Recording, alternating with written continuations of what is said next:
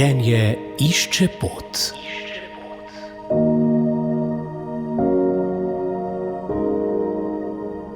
Dober dan, drage poslušalke, cenjeni poslušalci.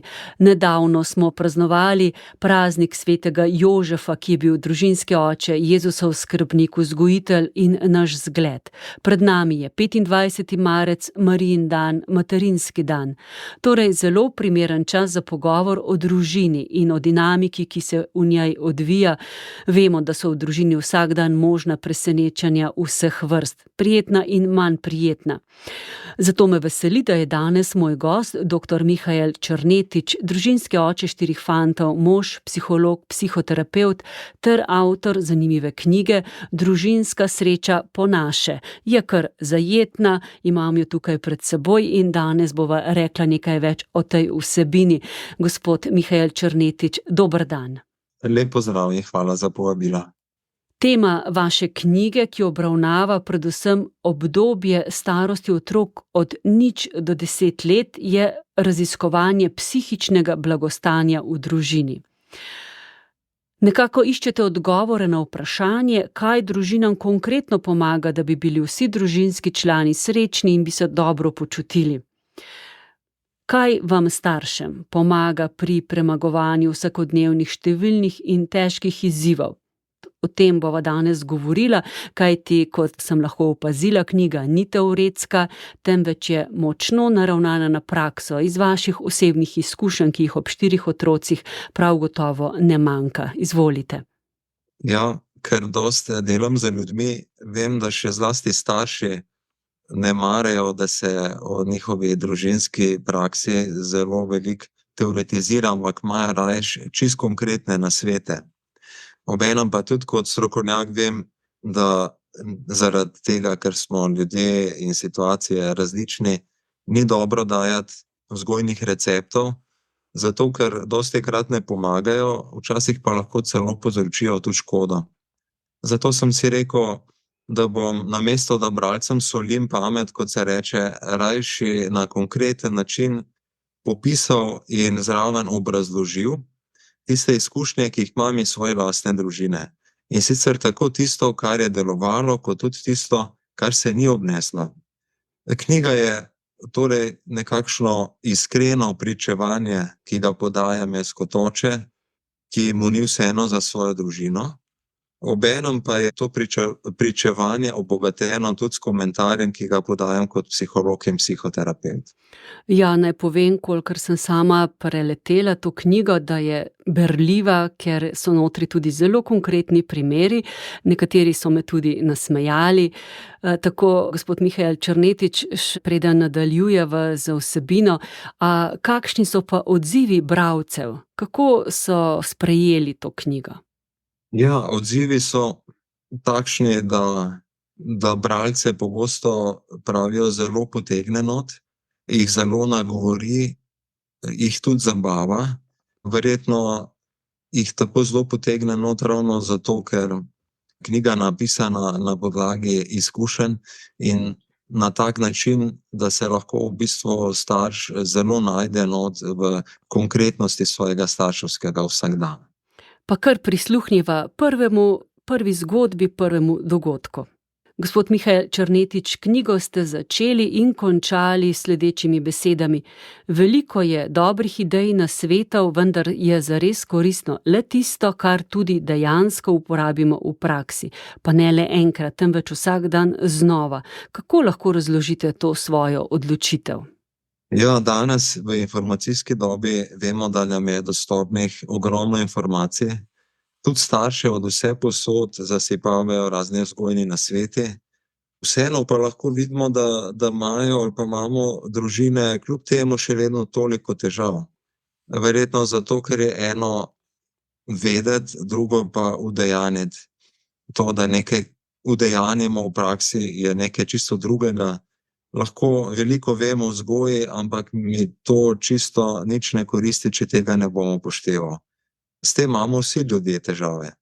In če smo dovolj odprti, pozorni in tudi ponižni, se lahko zavemo teh odstopanj med teorijo in prakso. Če nismo, potem pa ne. Tudi potem, ko se enkrat že zavemo, je fajn, da smo dovolj srčni, da lahko začnemo postopati drugače. Veliko staršev ve, kaj je pomembno, poznajo teorijo, ampak ne morejo teh znanj uporabiti v svoji lastni družini, ker jim jih nihče ne posreduje v dovolj uporabni, dovolj praktični obliki. Z vzgojnimi recepti, kot sem že omenil, pa so tudi težave, ker so preveč poenostavljeni. In zato toliko staršev v svojih poskusih enostavno obupa. Vsaj jaz imam tak občutek. Počutijo se neuspešni ali pa nesposobni kot starši. Pogosto si lahko tudi preprosto zatisne oči pred problemi v svoji družini, se delajo, kot da je vse v redu, kot da je treba preprosto počakati, da bodo težave minile same od sebe. Ampak, kot vidimo, ponavadi ne minejo, ampak se nasprotno rade še kopičijo. Za krajši premor bomo zdaj prisluhnili nekaterim odlomkom iz knjige dr. Mihaela Črnetiča Družinska sreča po naše. Prebral jih bo Blaž Lesnik. Frustracija je psihološki pojav, ki je opredeljen kot stanje oviranosti v motivacijski situaciji. Po domače povedano, želiš si eno, zgodi se pa nekaj povsem drugega. Če imaš otroke, kar mrgoli raznovrstnih frustracij, ki jih sploh ne bi bilo, če otrok ne bi imel. V pričujočem poglavju predstavljam venček primerov iz lastne zakladnice frustracijskih doživetij v starševski vlogi. Na večino od teh verjetno le redko kdo pomisli, preden postane starš. Tako je bilo kajpada tudi z menoj. Potlej pa jih v paleti možnih izpeljank izkusi na lastni koži. Spodnji seznam vsebuje izbor mojih najpogostejših ali najzanimivejših in najbolj neprijetnih starševskih frustracij. Ne podajam jih v kakem posebnem vrstnem redu, temveč tako, kot sem jih zapisoval. Po jutru se dan pozna? Naj nanizam dogodke, ki so se zgodili v današnjem, precej običajnem družinskem jutru. Še preden sem se dodobra predramil, je Juri že klical, da se je polulal v hlačke in treba ga je bilo stuširati in obleči. Rok je poročal o tem, da je nekaj precej narobe z zdravjem ribe v akvariju. Obenem sva morala z Marinko za vse pripraviti zajtrk ter poskrbeti, da sta starejša otroka vstala iz postelje in da so bili vsi trije fantje pravočasno oblečeni. Ko smo pričeli z obedom, je Rok po nesreči polil polno skodelico kakava, kar je za seboj potegnilo brisanje mize, tal, stola ter potrebo po pranju sedežne blazine. Gašper je izražal zaskrbljenost, ali bova z Marinko res poskrbela za njegovo težavo v glasbeni šoli, ki jo je bilo treba urediti v današnjem dopoldnevu. Seveda časa za vse to dogajanje ni bilo na pretek, saj smo se morali s fanti kmalu odpraviti v šolo in vrtec. Oddaja starejših dveh v šoli je k sreči potekala brez težav. Jurijev odhod v vrtec pa je bil ponovno napornejši, saj je otrok tožil, da mu je v vrtcu hudo in da bi rajši ostal doma. Svetla točka ob vsem skupaj je bila, da Gašperja za razliko od sinoči ni več bolela glava in da očitno ni zbolel za trebušno virozo. Se je pa zato na žalost z glavobolom zbudila žena in kasneje se je izkazalo, da je virozo staknila ona. Skratka, precej pestro dogajanje že za prvo uro potem, ko sva z ženo šele dobro začela svoj dan. Da bo zares čisto. Prav osupljivo je, kaj vse predšolski otroci naredijo v želji, da bi nam odraslim pomagali. Vendar bi se odrasli ob posledicah njihove pomoči včasih najraje zjokali ali pa tulili od frustriranosti. Ko je bil Juri star 4 leta, je v svojem poskusu, da bi očistil pomivalno korito, vanj izlil vso vsebino plastenke z detergentom za pomivanje posode. Posledično je bilo potrebne pol ure ter ogromno vode za spiranje detergenta iz korita. Ob tem delate tudi kot psihoterapevt, se srečujete s starši, zakonci.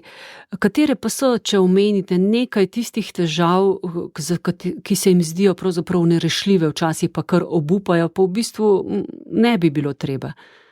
Torej, poglavje, ki najbolj neposredno opredeljuje te težave, mislim, da je najdaljše v knjigi, verjetno ne brez razloga. Če bi rekel tako bolj v povzetku, zagotovo je ena od glavnih težav je komunikacija z otroki, potem tudi komunikacija z najstniki, ko so starejši. Težava, s katero se ukvarjajo starši, precej je tudi to usklajevanje družine in službe, se pravi, kako na obeh teh področjih držati neko ravnotežje, kako usklajevati oboje. Vemo, tudi službe so precej zahtevne danes, obenem pa imamo starši tudi glede svoje starševske funkcije precejšnja pričakovanja do sebe. In ne samo do sebe, tudi družba precej pričakuje od staršev, verjetno več, kot so pričakovali včasih. Poslušali ste prvi del pogovora z doktorjem Mihaelom Črnetičem, avtorjem knjige Družinska sreča po naše. Njena vrednost je v zgodbah in prigodah njihove družine, ki bo nagovorila vse, ki se ukvarjajo z vzgojo otrok.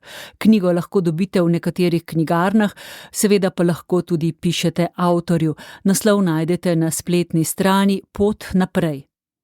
Od vas pa se v tednu družine poslavljam sestra Meta Potočnik, ki sem pogovor pripravila za objavo. Vabljeni tudi k poslušanju drugega dela pogovora v ponedeljek. Srečno! Življenje išče pot.